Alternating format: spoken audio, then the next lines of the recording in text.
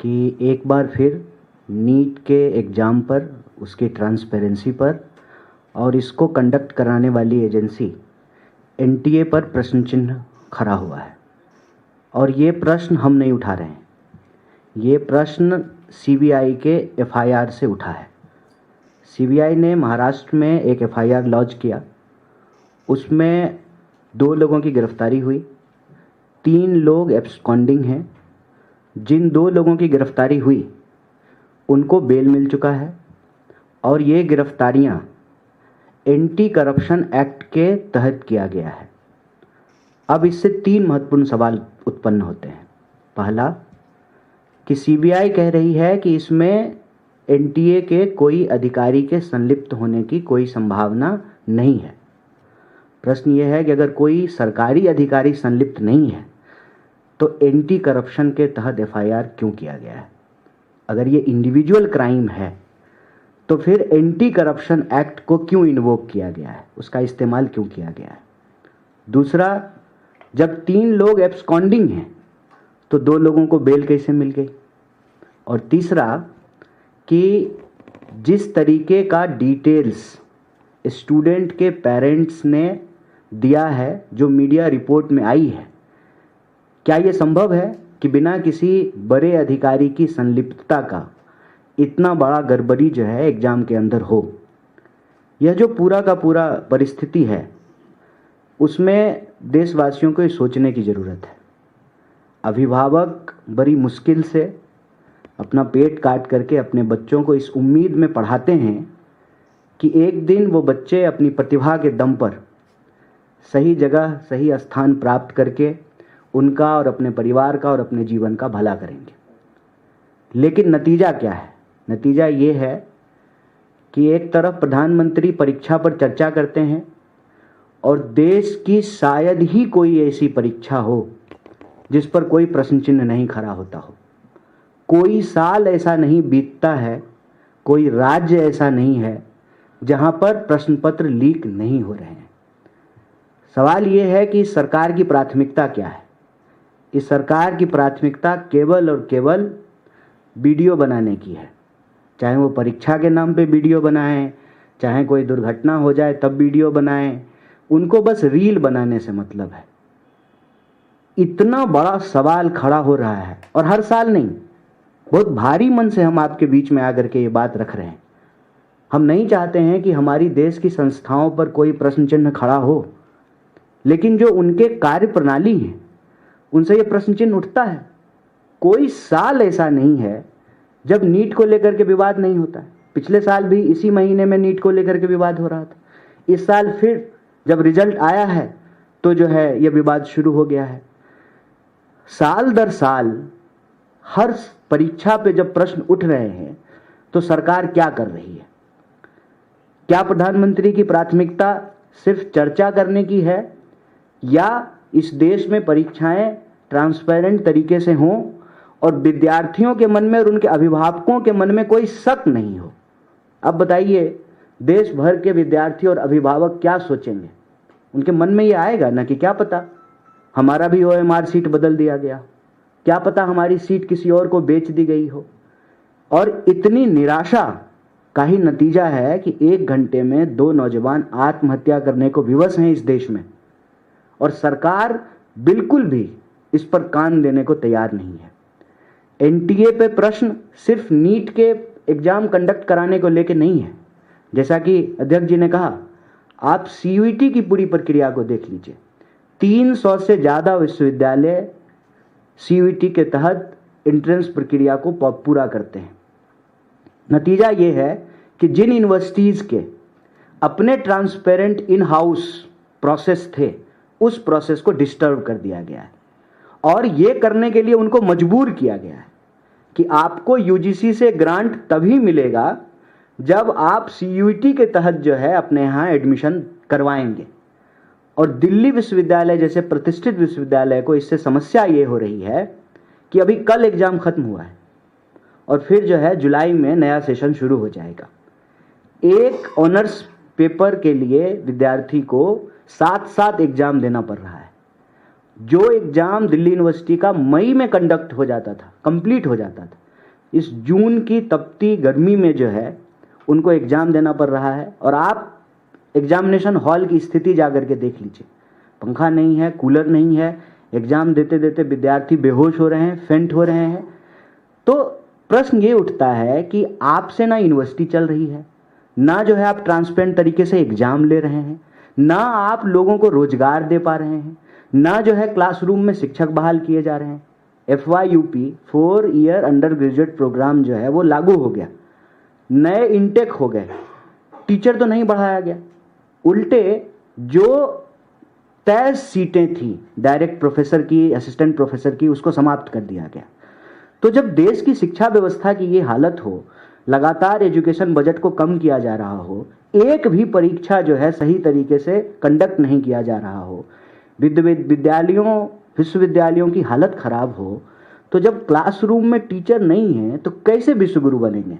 Reel बना करके, TikTok पे वीडियो बना करके कैसे बनेंगे विश्वगुरु?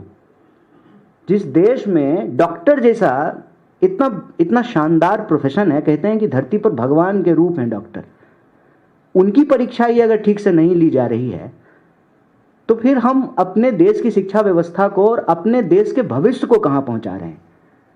अगर हम सही तरीके से लोगों को पढ़ाएंगे नहीं, हमारे विश्वविद्यालय अच्छे नहीं होंगे, परीक्षाएं समय पे नहीं होगी, परीक्षाएं पारदर्शी तरीके से नहीं होगी, परीक्षा कंडक्ट कराने वाली एजेंसियों के ऊपर सवाल खड़े होंगे, और एक एजेंसी के खिलाफ दूसरे एजेंसी ने FIR किया है, कांग्रेस पार्टी ने FIR नहीं किया है, CBI ने FIR किया, और जो FIR की कॉपी है उस FIR की कॉपी से ही लिपापोती की बू आती है। आप एंटी करप्शन एक्ट के तहत जो है आप FIR कर रहे हैं, 3 लोग एब्सकॉन्डिंग हैं, तब जो है 2 लोग अरेस्ट किए गए, उनको जो है बेल मिल जाता है, और फिर क्लेरिफिकेशन आता है CBI का कि इसमें NTA का कोई अधिकारी इन्वॉल्व नहीं है। NTA का कोई अधिकारी इन्वॉल्व नहीं है तो वो जो करप्शन करने वाले लोग हैं, क्या उनको सपना आया था OMR सीट का? कैसे जो है उनको ये इंपॉर्टेंट इंफॉर्मेशन मिलती है? CUT का एग्जाम होता है, सारा डेटा जो है स्टूडेंट्स जो उसमें अपीयर हुए हैं वो प्राइवेट कॉलेजेस के पास है। एक बार एग्जाम कंडक्ट हो जाएगा, रिजल्ट आ जाएगा, सबके घर पे जो है, सबके अभिभावकों के घर पे फोन आने शुरू होते हैं कि आ जाइए आप हमारे यहाँ एडमिशन ले लीजिए। जानबूझ करके जो पब्लिक फंडेड यूनिवर्सिटीज हैं उसके एडमिशन की प्रक्रिया को लेट कर दिया जाता है कि पहले प्राइवेट कॉलेज जो हैं उनके सीटें भर जाएं, फिर जो है पब्लिक फंडेड इंस्टीट्यूट में जो है एडमिशन प्रक्रिया शुरू होगी। तो ये एक बहुत बड़ा सवाल है। शिक्षा हमारी प्राथमिकता है और किसी भी देश के लिए शिक्षा प्राथमिकता होनी चाहिए। बिना शिक्षा का कोई देश आगे नहीं बढ़ सकता है। बिना क्लासरूम में टीचर के कोई देश विश्वगुरु नहीं बन सकता है। बिना अच्छे डॉक्टरों के हमारी हेल्थ व्यवस्था जो है वो ठीक नहीं हो सकती है। ये सारे गंभीर विषय हैं जिसको लेकर के हम आज ये प्रेस वार्ता कर रहे हैं और मुझे पूरी उम्मीद है अपने देश की मीडिया से, आप लोकतंत्र के प्रहरी हैं, आप इस गंभीर विषय को जरूर उठाएंगे और जो प्रश्न चिन्ह CBI के FIR से पैदा हुआ है वो आप हमारी बात को सरकार तक लेकर जाएंगे। बहुत बहुत धन्यवाद।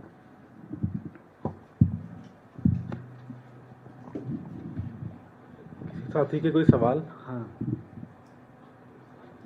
इससे पहले भी आपने प्रेस कॉन्फ्रेंस की है ऐसे मसले को लेकर, जो पेपर लीक का मसला हो, चाहे तमाम हो, चाहे बिहार का मसला हो, चाहे कहीं और का।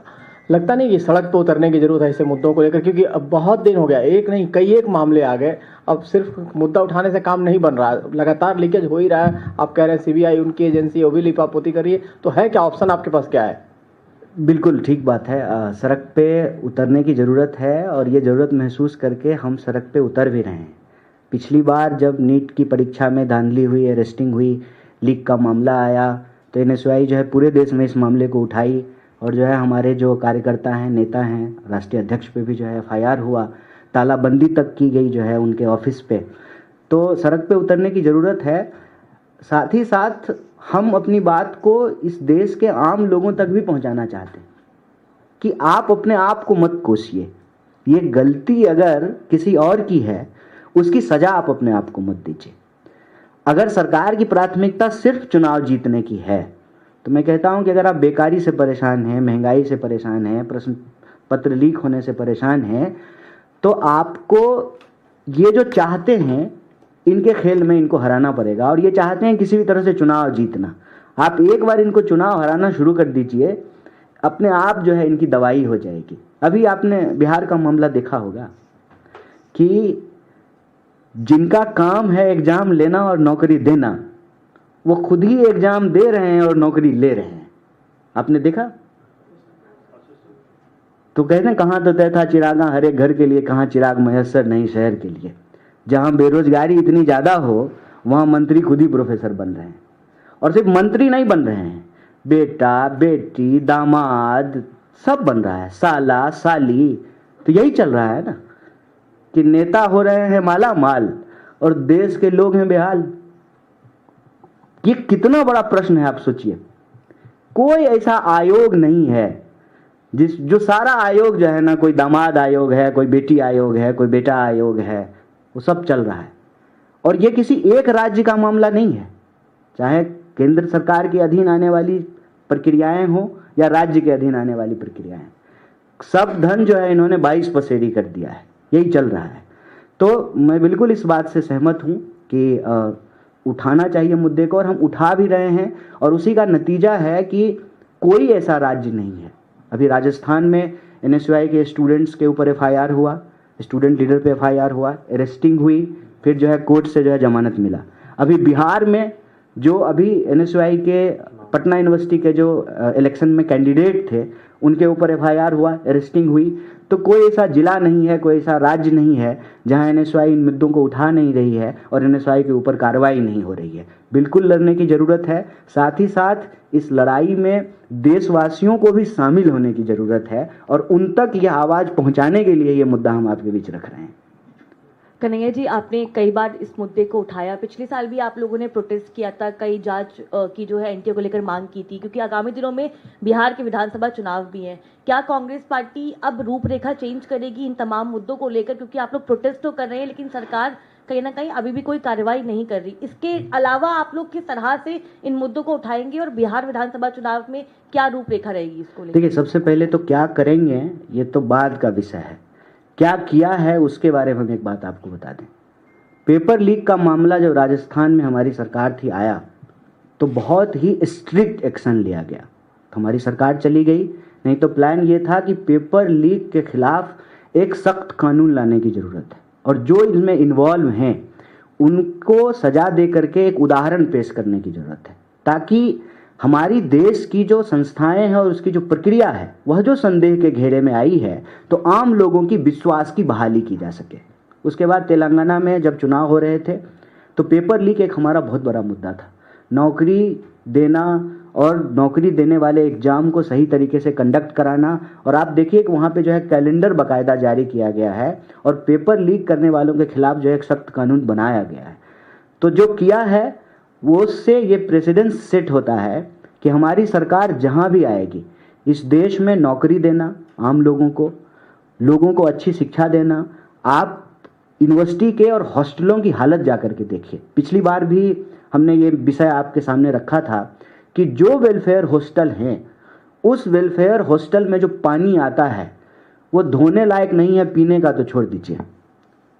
पानी की जो गुणवत्ता है, जिस कंडीशन में वहाँ स्टूडेंट रह रहे हैं, जिस तरीके का उनको खाना मिल रहा है, कहते हैं डिजिटल इंडिया।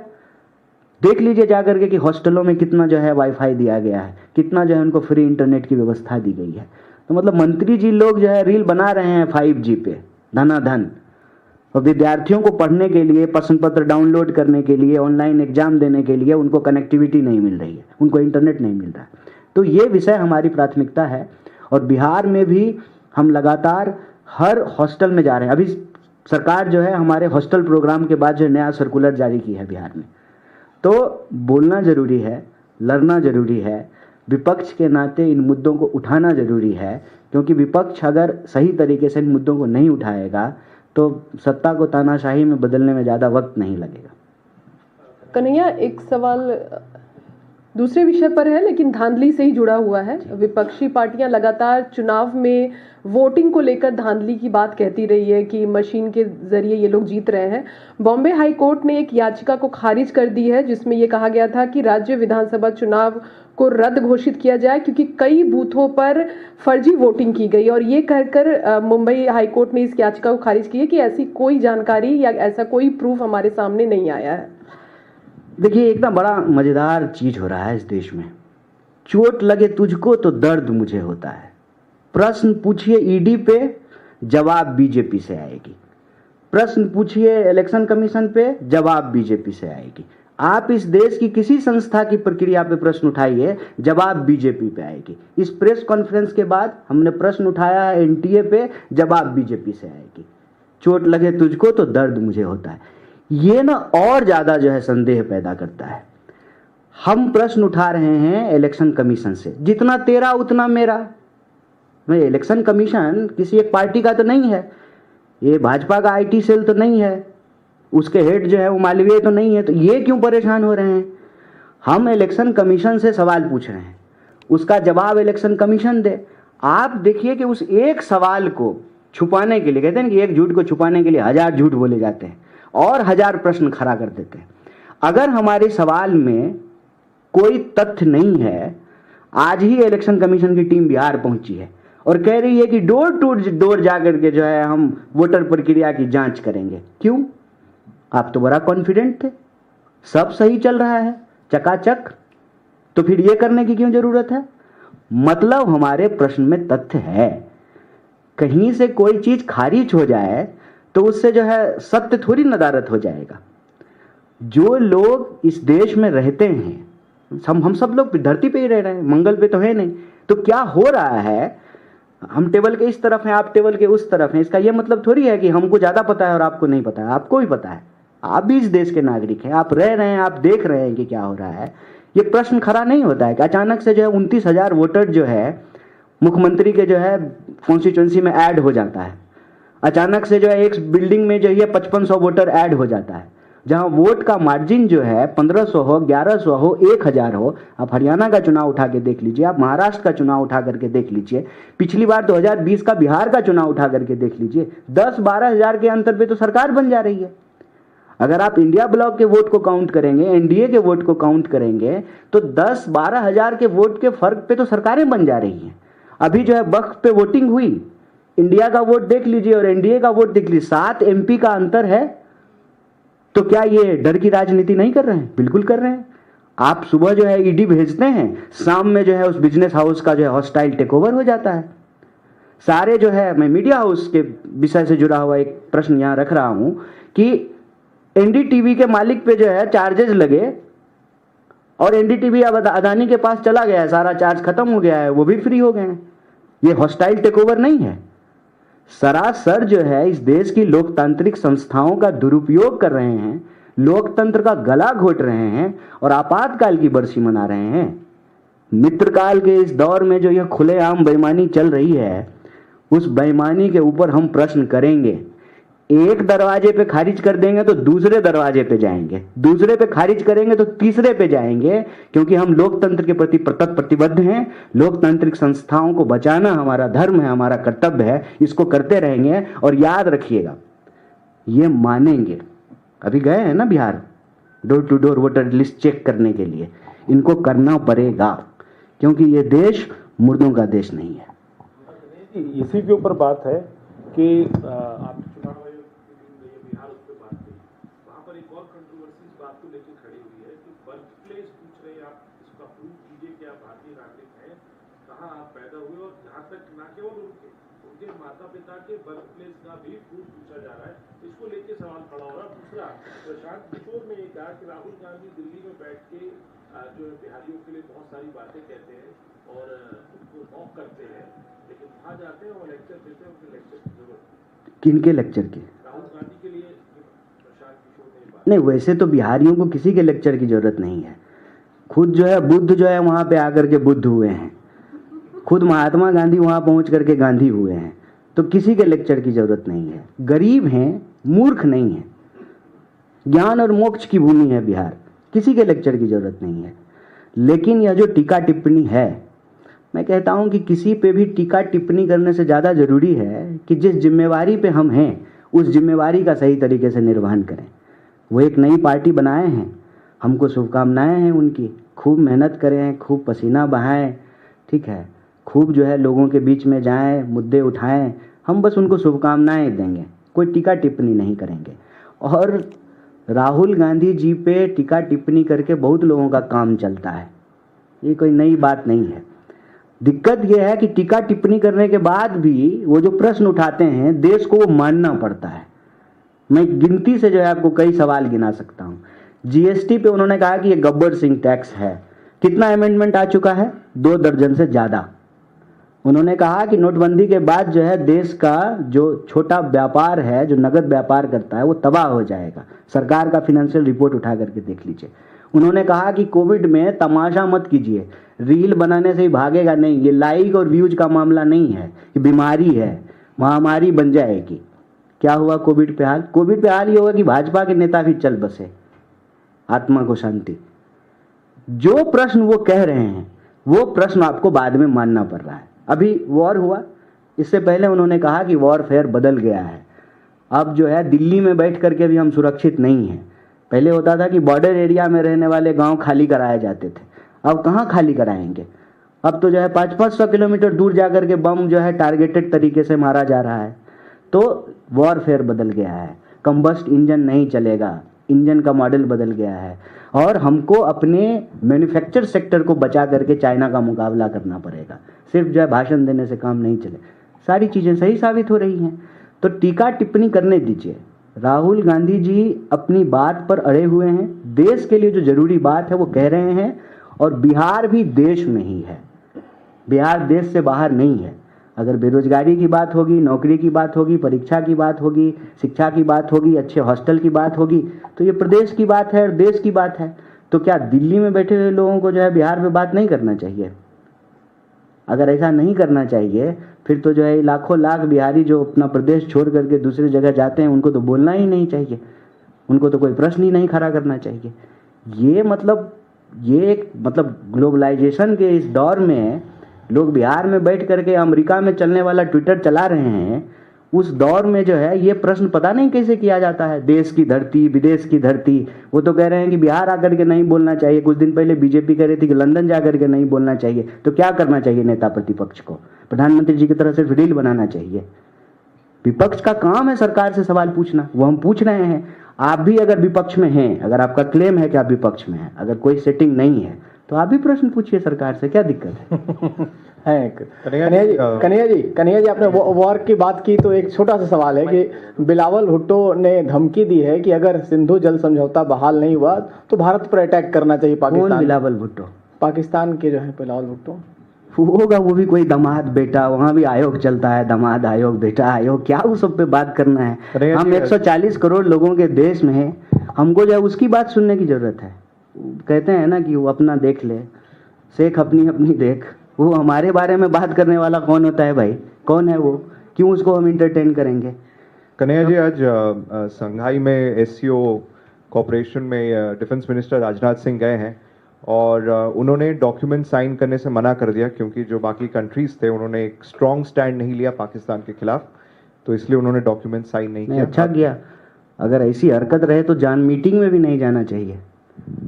मैं कहता हूं भारत एक संप्रभु राष्ट्र है, हमको किसी की पंचायती की क्या जरूरत है? मैं तो कहता हूं कि जो है इतना ही स्ट्रॉन्ग स्टेटमेंट ट्रंप के खिलाफ भी बोलना चाहिए। काहे घबरा रहे हैं मालूम नहीं कि कोई हमारा घर थोड़ी चला रहा है। हम एक स्वतंत्र राष्ट्र हैं, हमारे देश में लोकतंत्र है, इतना बड़ा राष्ट्र है, सब कुछ है हमारे पास, क्या नहीं है? क्यों हम किसी की दादागिरी सुनेंगे? हम कहते हैं कि ऐसा बिहेव करे तो किसी के मीटिंग में भी जाने की जरूरत नहीं है। बंद कीजिए जो है अपने बाजार को उनके लिए, 1 मिनट में सीधा हो जाएंगे। 140 करोड़ लोगों का देश जिसके पास इतना बड़ा मार्केट हो, कोई हमको आंख नहीं दिखा सकता है। इसके लिए एक्चुअली आत्मविश्वास होने की जरूरत है, वो ये लैक करते हैं। अगर यह सरकार अपने आप पे भरोसा करे, देश के लोगों पे भरोसा करे, देश की विपक्ष पे भरोसा करे और देश की जो ताकत है, जो शक्ति है, उस पे भरोसा करे, मतलब किसी के सामने झुकने की जरूरत नहीं है। क्यों क्यों झुकेंगे किसी के सामने? और हमारा झुकने का इतिहास भी नहीं रहा है। हम ना किसी को छेड़ते हैं और ना कोई हमको छेड़ेगा तो उसको बर्दाश्त करेंगे। यही भारतीय एटीट्यूड है और यही भारतीय परंपरा और यही भारतीय संस्कृति है। हम आपको परेशान नहीं करेंगे, लेकिन आप हमको परेशान करेंगे तो हम आपके सामने झुकेंगे भी नहीं। यही स्वाभिमान है। कन्हैया जी, एक सवाल है, क्योंकि आप बिहार से आते हैं और आपने अपनी शुरुआत भी वहीं से की है। बिहार में आगामी दिनों में विधानसभा चुनाव होने हैं। कांग्रेस पार्टी लगातार बोलती है कि नए चेहरों को मौका देना चाहिए चुनावी प्रक्रिया में, चुनावी चुनाव लड़ने के लिए। तो क्या कन्हैया कुमार भी बिहार विधानसभा चुनाव में हमें एक चेहरे के तौर पे नजर आएंगे? हम नया कैसे हैं, मतलब ये मुझे बताइए। हम 2 चुनाव लड़ चुके हैं। नहीं तो बिहार विधानसभा चुनाव में आप दिखेंगे, आपका चेहरा रहेगा, आपका मन है कि आप चुनाव लड़ना चाहेंगे वहाँ पे? नहीं, चेहरा मतलब देखिए, सारा प्रेस कॉन्फ्रेंस का जो है ना विषय जो है आप कहीं और पहुंचा दिए। बात चेहरे की नहीं, मुद्दे की है। मुद्दा इंपॉर्टेंट है। चेहरा का क्या करेंगे? मॉडलिंग कंपटीशन हो रहा है, चेहरा दिखाएंगे। चुनाव जब होगा तब न पता चलेगा। और ये हम तय करेंगे कि चुनाव लड़ेंगे? इसको तय करने की एक प्रक्रिया होगी। बिहार में टिकटों को लेकर के कांग्रेस पार्टी ने एक प्रक्रिया शुरू की है। हम इंटरनली जो है सारे जो संभावित प्रत्याशी हैं जो चुनाव लड़ना चाहते हैं उनको अप्लाई करने के लिए कहा है और ये ऑनलाइन अवेलेबल है। इवन आप भी अप्लाई कर सकते हैं। बाकी आपको मिलेगा कि नहीं मिलेगा वो बाद में प्रक्रिया से तय किया जाएगा। ट्रांसपेरेंट तरीके से लोग अप्लाई कर रहे हैं, टिकट मिलेगा, चुनाव लड़ेंगे। ऐसे ही बैठ करके कोई कैसे तय कर लेगा कि हम चुनाव लड़ेंगे? ये मतलब बीजेपी थोड़ी है कि अमित शाह से दोस्ती है तो टिकट मिल जाएगा कहीं से भी। ऐसा नहीं चलेगा। Kanhaiya ji, recently Amit Shah told that those who speak English in India would be shameful one day. What is your opinion on that? Actually, he is very shameful. He is shameful while he has listened the English speaking capability of his own son. Have you listened it? जैसा कि अंग्रेजी आपने सुनी है, पढ़ के भी नहीं पढ़ पा रहा था। तो वो देश को ना अपने बच्चे जैसा ही बनाना चाहते हैं, इसीलिए उनको शर्म आ रही है। मैं थ्रू आउट हिंदी मीडियम में पढ़ा हूँ, मुझे बिल्कुल शर्म नहीं आती है। अंग्रेजी आज की ज़रूरत है। अंग्रेजी आज आपको ग्लोबल मार्केट में कैपेबल बनाता है, आपको नौकरियां मिलती हैं। अगर ऐसा नहीं है तो इस सब मंत्री का बच्चा जो है संस्कृत स्कूल में क्यों नहीं पढ़ता है? सब ऑक्सफोर्ड में पढ़ने जा रहा है, कैम्ब्रिज में पढ़ने जा रहा है, मैसाचुसेट्स में पढ़ने के लिए जा रहा है। ये देश को मूर्ख बना रहे हैं। ये मूर्ख इसलिए बना रहे हैं ना कि मूर्ख बना देंगे तभी तो मूर्खों के राजा रहेंगे, मूर्खों के सरदार। क्यों शर्म आएगी अंग्रेजी पढ़ने में और क्यों जो है अंग्रेजी नहीं पढ़ना चाहिए? तो इस बात के लिए स्वाभिमान करना चाहिए कि दंगाई होइए, अपराधी होइए, बलात्कारी होइए, मर्डर करके आइए, अब यही क्वालिटी होगा। ये जो है ये नॉलेज विरोधी क्यों है? क्योंकि खुद नॉलेज नहीं है। और मैं कहता हूं कि देश के लोग सावधान हो जाइए, ये जैसा आपको बना देंगे। पढ़ करके अंग्रेजी नहीं पढ़ रहा था, वो वीडियो अवेलेबल है, जाके देखिएगा। तो वो वीडियो वो भी देख लिए थे, पप्पा ने बेटा का वीडियो देख लिया, इसीलिए उनको शर्म आ रहा है। हम लोगों को नहीं आ रहा है। थ्रू आउट हिंदी पढ़े हैं, ठीक है ना, और हिंदी पे गर्व भी है, लेकिन किसी दूसरी भाषा का अपमान नहीं करते हैं। हमारी देश की अनुसूची में, संविधान की अनुसूची में 22 से ज़्यादा भाषाएं हैं। हम चाहते हैं कुछ और भाषाएं उसमें शामिल हो जाए। क्यों नहीं पढ़ेंगे? कई सारी भाषाएं। और पता है ये तो वो अटल बिहारी वाजपेयी के भी खिलाफ हैं, अपनी पार्टी के नेता के खिलाफ। उनको कई भाषाएं आती थी, अटल बिहारी वाजपेयी को कई भाषाएं आती थी। और पहले ये क्वालिटी होता था नेता को, अरे जानते हो ये 7 भाषा जानते हैं, ये 8 भाषा जानते हैं। अब क्वालिटी क्या है? दंगा करा सकते हो, हिंदू मुसलमान करा सकते हो, चोरी बेईमानी आता है। ये देश को मूर्ख बना रहे हैं। बिल्कुल अंग्रेजी पढ़िए। मैं हिंदी मीडियम पढ़ करके आया हूँ, मुझे पता है कि कितनी तकलीफ होती है, बहुत मेहनत करनी पड़ती है। आजकल जो साथ में लोग मोबाइल जैसे लेके घूमते हैं ना, हम लोग पॉकेट डिक्शनरी लेके घूमते थे। सामने से कोई अंग्रेजी बोलता था, कहते 1 मिनट रुको, पहले डिक्शनरी निकालते थे, फिर देखते थे, फिर आगे कॉन्वर्सेशन कंटिन्यू करते थे। बचपन से अंग्रेजी पढ़नी चाहिए, सबको अंग्रेजी पढ़नी चाहिए। और ये सब नेता अपने बच्चों को अंग्रेजी पढ़ाता है, कोई संस्कृत स्कूल नहीं भेजता है। इनकी चाल में नहीं फंसना है। हिंदी का सम्मान करना है, हिंदी हमारी भाषा है, उसका हमेशा सम्मान करेंगे, लेकिन दूसरी किसी भी भाषा का अपमान नहीं करेंगे। और आज की तारीख में अंग्रेजी पढ़ेंगे तो ग्लोबल मार्केट में कैपेबल रहेंगे। ये जॉब ओरिएंटेड भाषा है। मेरे ख्याल से हो गया। Thank you.